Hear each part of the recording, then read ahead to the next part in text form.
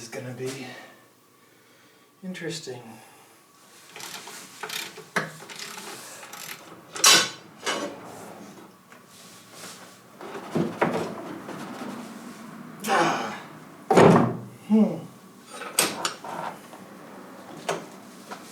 Oh, I think I got it.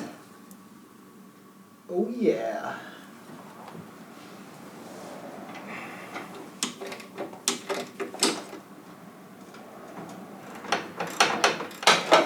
That's just not going to happen.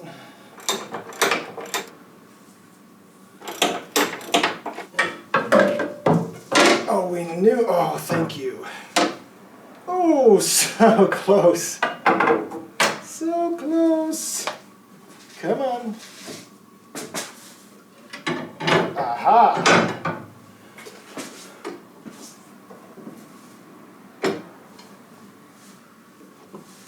Oh, okay, where was this one?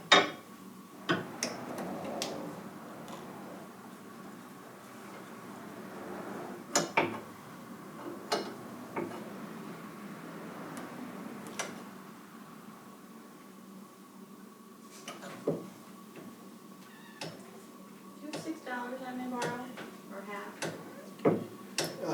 Yeah, just can I check my wallet in a minute? Oh, I can't check it? Sure, honey. I just went and I checked the video I took of taking everything apart, and this washer is actually supposed to be on the outside. So we're going to do this one again.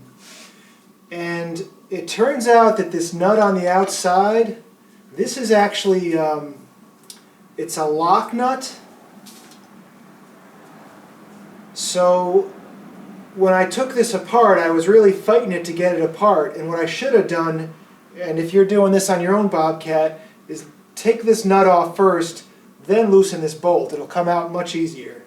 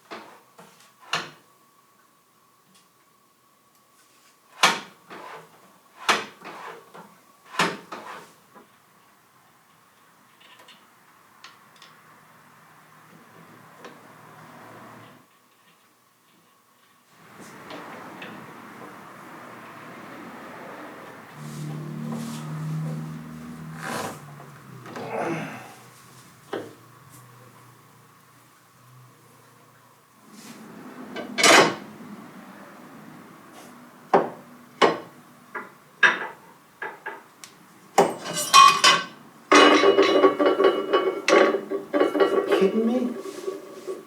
Really, dude?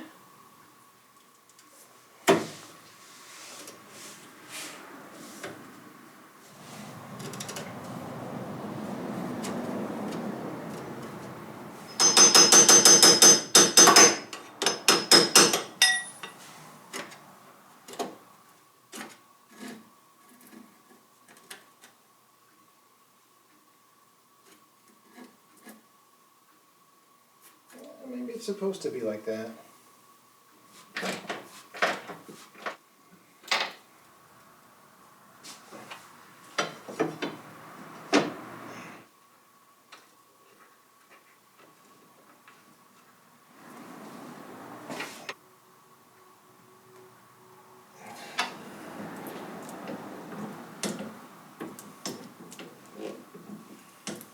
Well guys, it took a little bit longer than I anticipated to finish putting things back together, and I did take a little bit of a break in there for dinner. But everything is back together. So tomorrow what I want to do is take her outside, run it around a little bit, see how she works, check it for leaks, make sure all my controls work okay. Once again, I'm feeling pretty good about it, but you know, you never really know until you get out there and give her a try. So, you know, when the daylight comes back, we'll go outside. We'll, you know, I have a pile of dirt I'm going to see if I can take a few scoops on. And hopefully everything's okay and we can go ahead and get started with the season. I have a job I'd like to start in 2 days. And that's been my deadline for getting this done. So hopefully we've got tomorrow. Heaven forbid something goes wrong. We've still got another day to figure it out, and hopefully it won't go wrong and we can load the machine on the trailer and get to work. So right here, I think I need like a plug. There's some kind of a insert which will keep some water out, and maybe on the newer machines, you know, you don't need them, but on this machine I think I'm going to need them. We'll see what happens when the seat goes down, but it's not going to cover there. But otherwise, everything went fairly smoothly. This new plate, there was like a square plate, but they redesigned the brackets, so now we've got this plate right here in, and that also seems to be doing okay.